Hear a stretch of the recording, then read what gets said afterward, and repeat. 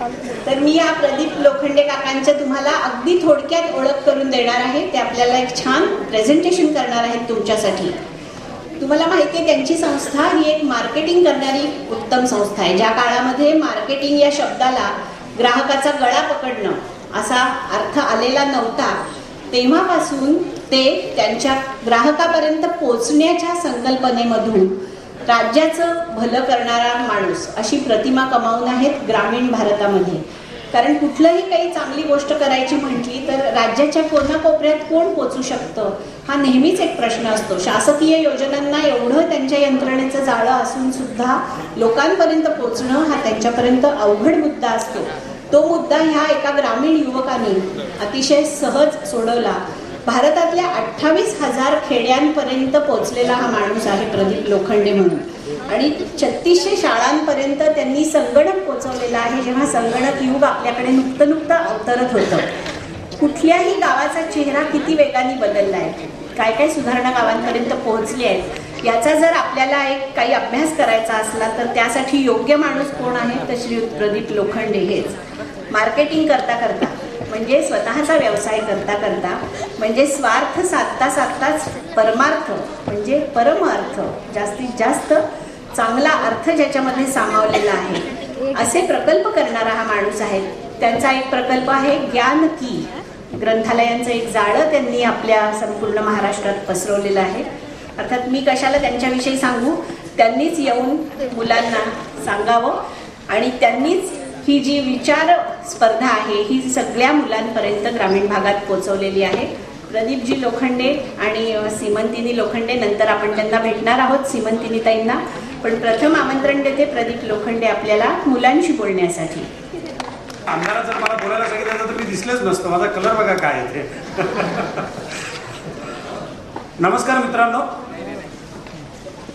आता आदरणीय व्यासपीठ म्हणता येणार नाही मला, आदरणीय वाचनपीठ जे सगळं पुढं बसलेलं आहे. विद्यार्थ्यांना एकच विनंती की ताट बसा, ताट वागू नका, सगळ्यांनी ताट बसायचा, ही माझी विनंती आहे सगळ्यांना. मित्रांनो, मी आज इथे मार्केटिंगचं तुम्हाला काहीही सांगणार नाही आहे.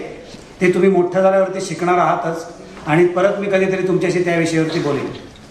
मी तुम्हाला 2च उपक्रम जे आम्ही आत्ताच मागच्या 10 वर्षामध्ये जे केलेले आहेत ते तुमच्यापुढे थोडक्यात सांगण्याचा प्रयत्न करणार आहे. 2001 साली एक आम्ही पहिल्यांदा उपक्रम केला होता आणि तो उपक्रम जे सगळे आम्ही उपक्रम करतो त्याचं एक जी फादर बॉडी आहे असं त्याला म्हणतो आम्ही, ती म्हणजे अनिवासी गाववासी चळवळ. आणि ती संकल्पना अशी आहे की प्रत्येक भारतीय हा अनिवासी गाववासी आहेच. कारण तुमचं आईकडून किंवा वडिलांकडून कुठेतरी एक खेडा आहे आणि तुम्ही त्या खेड्यासाठी करा तर हा भारत देश बदलायला वेळ लागणार नाही. आणि त्या अंतर्गत नुसतं बोलून होणार नाही, ॲक्शन करावे लागणार आहे. कारण ह्या देशाला जशी लोकसंख्या 129 कोटी तर 129 कोटी अडचणी आहेत. तर अडचणीवर बोलण्याच्या ऐवजी त्याला कसं त्याचं उत्तर काढता येईल आणि त्या उत्तरातनं कसा चांगला निष्कर्ष निघेल असा आम्ही एक छोटासा प्रयत्न कायम करत असतो. आणि त्या अंतर्गत 2001 साली जो उपक्रम आम्ही राबवला मागचे 9 वर्ष 2001 ते 9 मध्ये, तो म्हणजे तुम्ही तुमचा जुना संगणक फेकून देण्याच्या ऐवजी आमच्याकडे द्या. तो आम्ही अशा शाळेमध्ये लावतो जिथे संगणक फळ्यावर शिकवला जातो, शेमानाला बस.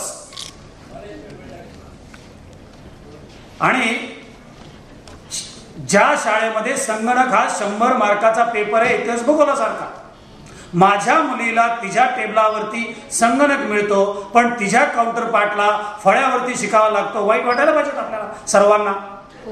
आणि त्या अंतर्गत आम्ही चॅरिटी स्टार्ट्स ॲट होम म्हणून मी माझ्या तालुक्यात, मी वाईचा आहे, महाबळेश्वरच्या खाली वाई म्हणून एक छोटंसं गाव आहे, त्या तालुक्यातल्या 4 शाळेमध्ये जुने संगणक नेऊन लावले. आणि दोन्ही बाजूला असं सांगितलं तुम्ही तुमचा जुना संगणक द्या. आणि शाळेतल्या विद्यार्थ्यांना जाऊन सांगितलं अरे तुम्हाला माहिती आहे का, घरात जर नवी वस्तू एखादी विकत घेतली तर तुम्हाला लगेच हात लावून देत नाही, म्हणून तुम्हाला जुना संगणक देतोय, तुमच्यासाठी तोडा मोडा पण वापरा.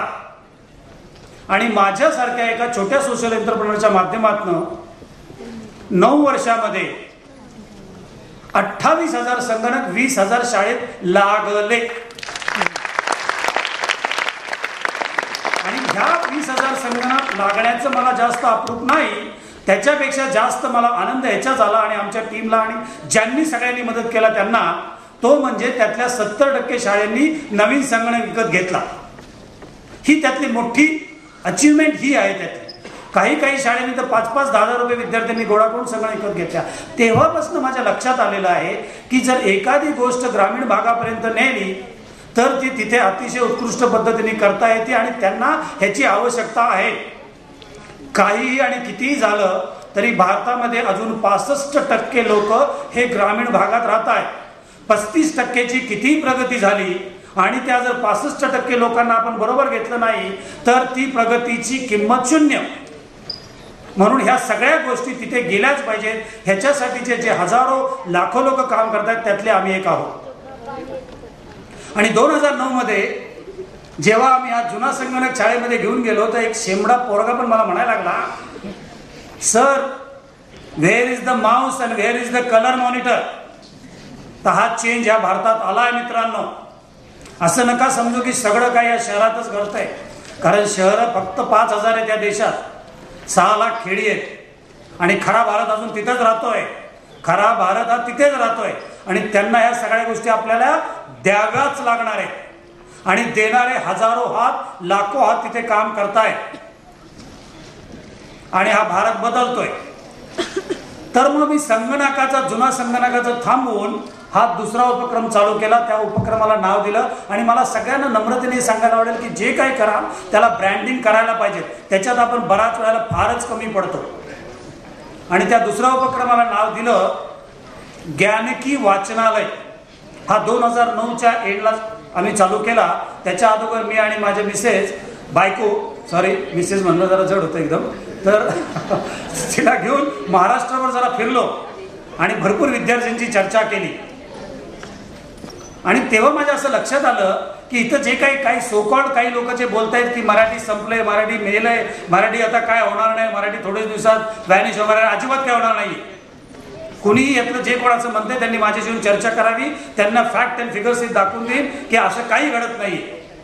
आणि मला आनंद झाला की ते छोटी मला विचारत होती की श्यामचे वाचायला मिळेल का, नापास मुलांची गोष्ट मिळेल का, सुनीता विल्यम्स मिळेल का, सापावरती पुस्तक मिळेल का, किल्ल्यावरती पुस्तक मिळेल का, ह्याच्यापेक्षा काय चांगलं असू शकतं. मग तेव्हा परत माझ्या लक्षात आलं की माझी मुलगी विंग्स ऑफ फायर किंवा अग्निपंख पुण्यामध्ये विकत घेऊ शकते, पण तिची काउंटरपार्ट घेऊ शकते का 350 रुपयाचं पुस्तक तिथे? तर नाही. तर आपल्या सर्वांची जबाबदारी आहे विद्यार्थ्यांपुरती मर्यादित तरी की त्यांना आपण हँड होल्डिंग केलंच पाहिजे, त्यांच्यापर्यंत आपण पोहोचलोच पाहिजेत, इफेक्टिव्हली पोहोचलो पाहिजेत. माझ्या मुलाला, माझ्या मुलीला ज्या गोष्टी शहरात मिळतात त्याच गावातल्या मुलाला आणि मुलीला मिळाल्या पाहिजेत. असा जर सारासार विचार झाला तर तो बदल घडेल आणि तो बदल घडतो. आणि परत येऊन, कारण हा पब्लिक पार्टिसिपेशन मधनं प्रोग्राम आहे, कारण मी सोशल एंटरप्रेनर आहे, पण मी कुणाच्या पैशाचा निंदा नाही आणि त्याच्यात इन्व्हॉल्वमेंट पण करून घेत नाही. आणि 2009च्या शेवटी आम्ही हा उपक्रम चालू केला. आणि जास्त वेळ नाही मला, कारण महत्वाच्या याच्यात यायच्या आणि महाराष्ट्राच्या कानाकोपऱ्यातनं माझे सगळे ते विद्यार्थी आलेले आहेत, त्यांना मला स्टेजवर बोलायला हवायचे जास्त आमच्यापेक्षा. आणि मागच्या 535 दिवस मित्रांनो, 535 दिवसामध्ये 1039 शाळेमध्ये वाचनालय उघडली. आता जोरात टाळ्या वाजवा, याला फार महत्व आहे. आणि या 1039 शाळा मध्ये 3 लाख विद्यार्थ्यांना त्याचा फायदा होतोय. आणि त्याची सक्सेस स्टोरी ही आहे. माझी सगळ्यांना नम्रतेने विनंती आहे की कधीतरी आमच्या ऑफिसला या आणि पहा, त्यातल्या 58,000 विद्यार्थ्यांनी पुस्तक वाचून त्याचं अनालिसिस पाठवलंय. 58,000. आणि ते तुम्ही आमच्या ऑफिसमध्ये कधी येऊन बघू शकता, कोणत्याही दिवशी. म्हणून ही जी काही 13-14,000 विद्यार्थ्यांनी विचार स्पर्धा लिहून पाठवली, त्यातले 95% ग्रामीण भागातले आहेत मित्रांनो आणि 5% शहरातले आहेत. सॉरी सुरदा मॅडम, पण ही खरी परिस्थिती आहे, कारण तिथे ही नीड आहे मित्रांनो आणि तिथे आपल्याला सर्वांना न्यायचं आहे. आणि ह्या अशा माध्यमातून आम्ही तिथे वाचनाची आवड निर्माण करतोय. जडजड काही बोलायचं नाही आम्हाला, छोटीशी वाचनाची आवड निर्माण करण्याचा आम्ही तिथं प्रयत्न करतोय आणि लाखो हात आम्हाला त्याच्यासाठी मदत करतायत. आणि दुसरं त्यातनं आम्ही विद्यार्थ्यांना शिकवण्याचा प्रयत्न करतोय, जो कोणी ह्या जगात वाचतो तो निश्चित सक्सेसफुल होतो. कुठलाही सक्सेसफुल माणूस घ्या, पहिल्या खुर्चीत बसलेल्या कुणालाही तुम्ही जाऊन विचारा की तुम्ही वाचता का, आणि 100 पैकी 100 जण सांगतील तुम्ही वाचणार आहात. कारण पुस्तकासारखा गुरु नाही. मित्रांनो, तुम्ही जी लहान मुलं मागे बसले त्यांना मला एक छोटंसं सांगायला आवडेल की एकदा एक कुठलंही घरातलं पुस्तक काढा तुम्ही, ज्या तुमच्या शाळेत आम्ही आता दिलेली आहे ती. एकदा भांडण झाल्यानंतर ते पुस्तक वाचा, तुम्हाला ते वेगळं शिकवेल. एकदा तुम्ही आनंदात असताना पुस्तक वाचा, तुम्हाला ते वेगळं शिकवेल. तुम्ही दुःखात असताना वाचा, तुम्हाला वेगळं शिकवेल. हे प्रत्येक वेळेला ते पुस्तक, तेच पुस्तक तुम्हाला कितीतरी गोष्टी देऊ शकतो आणि तो कायमचा गुरु आहे. मी 3 गुरु मानतो. 1 तुमचे आई वडील, 2 तुमचे गुरुजन शाळेतले, आणि 3 पुस्तक. ह्या तिघांना जर तुम्ही बरोबर घेतलं तर आयुष्यात 100% यशस्वी होणार आहात तुम्ही. 100%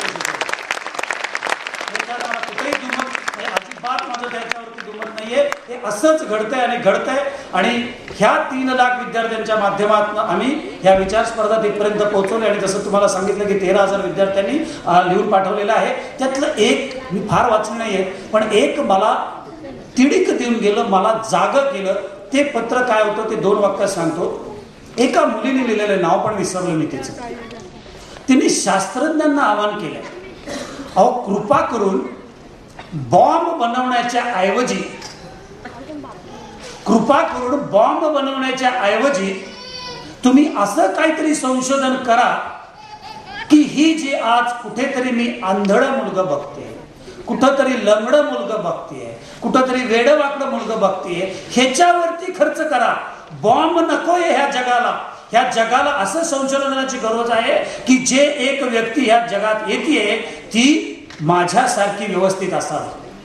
हे एवढा विचार जर एक गावातली 8वी 9वीतली मुलगी करते तर ह्या जगातल्या सगळ्या सुज्ञ नागरिकांनी पण करावी, करताय. आणि त्यांच्याच माध्यमातून आम्ही तिथेपर्यंत जातोय. महाराष्ट्रातल्या 5,800 शाळेमध्ये वाचनालय आम्ही पुढच्या 3 वर्षामध्ये उघडणार आहोत. आणि महाराष्ट्रातल्या कानाकोपऱ्यातल्या प्रत्येक माध्यमिक शाळेमध्ये ज्ञानिकी वाचनालय जाणार आहे. आणि त्याचबरोबर मी वयम नेण्याचा प्रयत्न करणार आहे. त्यासाठी तुम्ही सर्वजण आम्हाला मदत करा ह्याची मला निश्चित खात्री आहे.